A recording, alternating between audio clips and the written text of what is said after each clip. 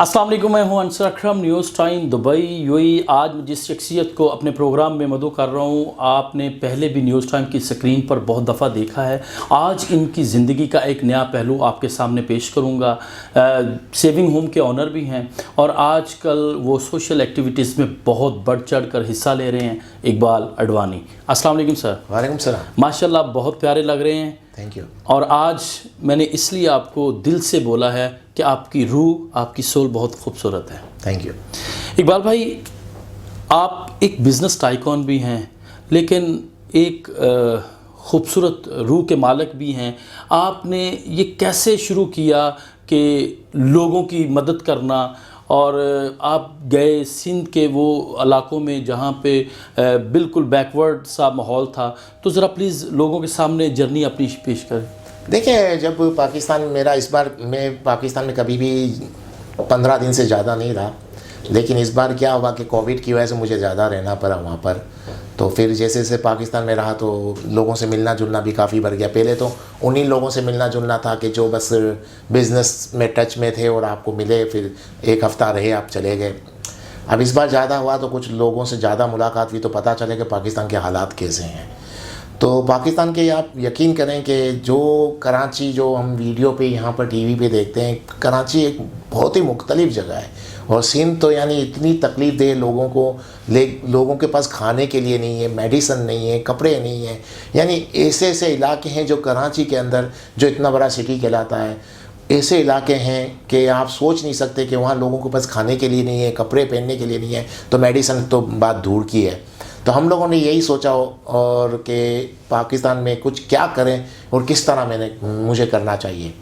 तो मैंने यही डिसाइड किया कि सेविंग होम का जो प्रॉफिट आता है उसमें एक परसेंटेज तय कर दूं कि इस परसेंटेज का, प्रॉफिट का परसेंटेज हम फलाई कामों, यानी जो जिसे हम ज़कात भी बोलते हैं। नहीं, ज़कात नहीं है, ज़कात एक अलग है। मैंने आपको कहा ना, प्रॉफिट के अंदर से एक परसेंटेज तय किए थे। ज़कात तो खैर हर मुसलमान देता है और देना चाहिए, वो एक अलग चीज़ है, उसको तो आपने देना ही है।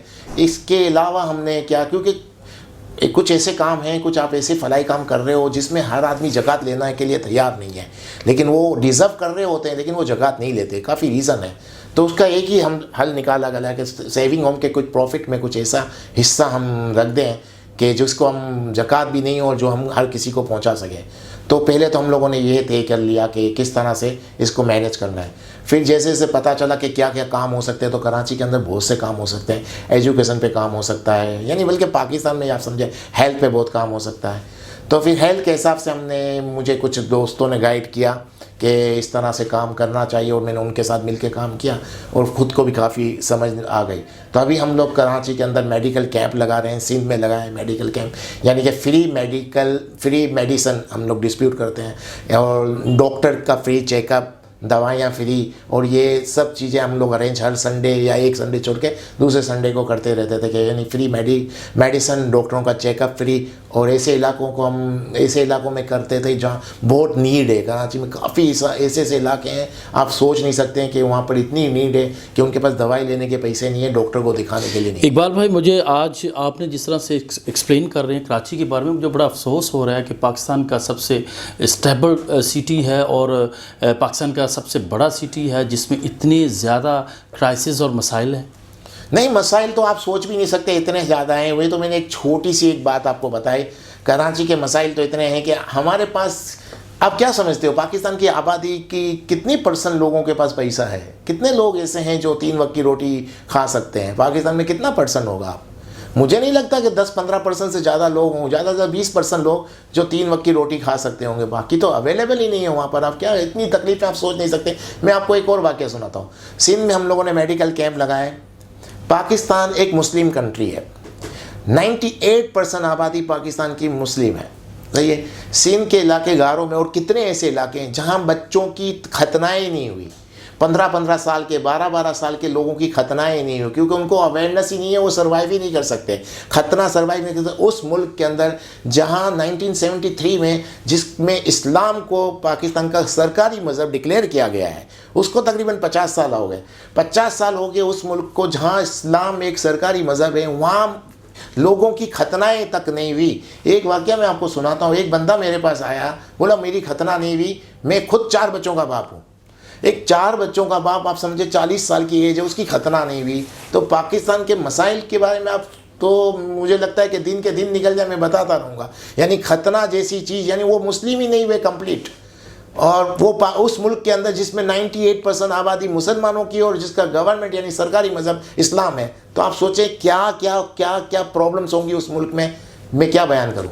मैं तो ये पाकिस्तान गवर्नमेंट से भी रिक्वेस्ट करता हूं कि ऐसी चीज़ों पर गौर भी करें, और ऐसी जो बिज़नेस कम्युनिटी है इनके साथ ज़रूर आप जो है वो कोई गवर्नमेंट लेवल पे एक नशिस्त भी रखा करें, जो 4 बच्चों का बाप हो और उसके खुद ये तो इस्लामी रूह के मुताबिक आप, ये तो हम किसी मौलम से, किसी मुफ्ती से, किसी मौलवी या किसी स्कॉलर से रुजू करें तो वो ही बता सकते हैं कि इसका क्या आंसर होगा। लेकिन आपने अवेयरनेस दी, और मेरे इतने कैरियर में सबसे अहम आज जो क्वेश्चन रेज हुआ वो यही है। हाँ, यही तो मैं आपको बता रहा हूँ। ऐसे तो कितनी चीज़ें आपको मैं कहूँगा तो आपको हैरत हो जाएगी। अब इतनी NGO, इतने मतलब रोज़ आपको देखो इस्लाम की बातें, दिन सुबह शाम आप TV खोलो जिसको देखो, और यही होने के बाद, इतना कुछ इस्लाम पे लेक्चर देने के बाद, इतनी कुछ बातें करने के बाद, एक छोटी सी कोई चीज़ हो जाती है तो मार धार पे इंसान आ जाता है। पाकिस्तान, कराची के अंदर, मुल्क के अंदर पाकिस्तान में मार धार पे आ जाते हैं। उस मुल्क के अंदर ये हाल है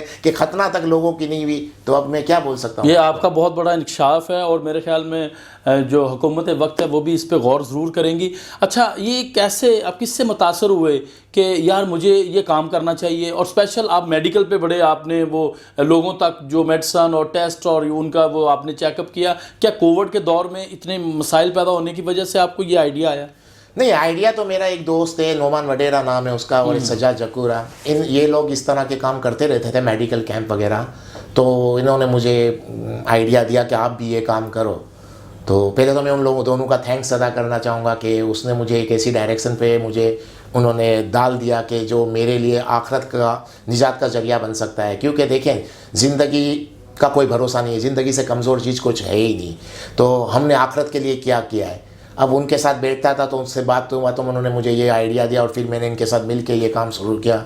और मुझे लगता है कि मैंने अपनी आखिरत के लिए थोड़ा सा बंदोबस्त करना शुरू किया है। और देखिए, अगर ज़िंदगी का तो कुछ भरोसा नहीं है, अगर मुझे ज़िंदगी मिल गई कुछ लंबी, तो मैं अपनी आखिरत के लिए तो बहुत कुछ कर जाऊंगा। और ये क्योंकि आपका आज का तो दुनिया में तो हमारा सब कुछ बंदोबस्त बहुत कुछ है, पता नहीं कितने सालों का बंदोबस्त है कि हम उतने साल रहेंगे ही कि नहीं।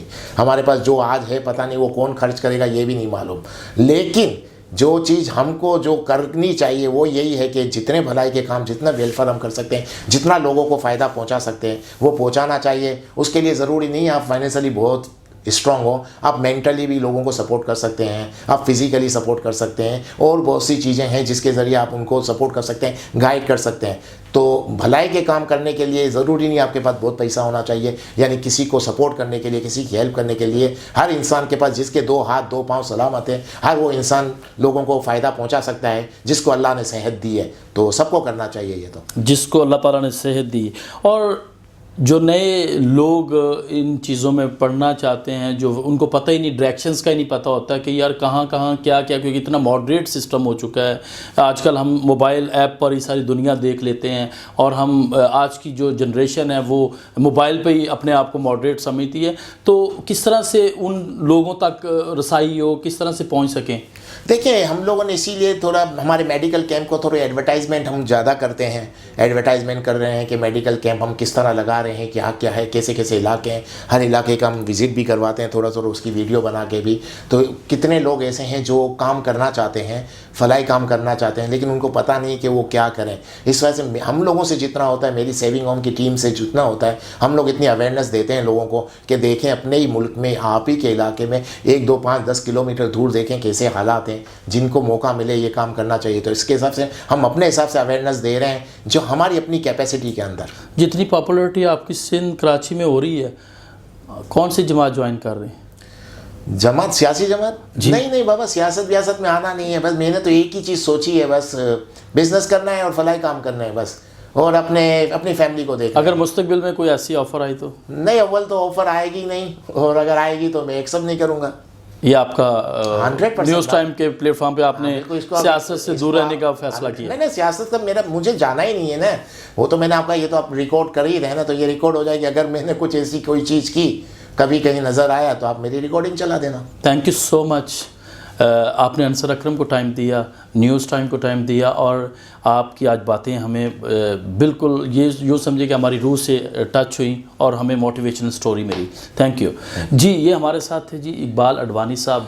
आज हमने इनका ज़िंदगी का एक नया रुख आपके सामने पेश किया, और मैं ख़ुद इस हैरत में पड़ गया कि पाकिस्तान जैसे जो इस्लामी रियासत है, और जहाँ पर इस्लाम की बात सबसे पहले उसका इम्प्लीमेंट करने के लिए, होने के लिए, हर चीज़ करने के लिए हम डू एंड डाई भी कर देते हैं, लेकिन एक ऐसी चीज़ बताई जो हमारा इनिशियल स्टेज की चीज़ है, जो इस्लामी रूह के मुताबिक वो पैदाइश के बाद जो है वो ख़तना होना बड़ा ज़रूरी है, लेकिन आज 4 बच्चों का बाप और उसके ख़तने नहीं है, ये हमारे लिए लम्हा फ़िक्रिया है, और हमारे जो वक्त हुकूमत है उनको भी सोचना चाहिए। Thank you so much.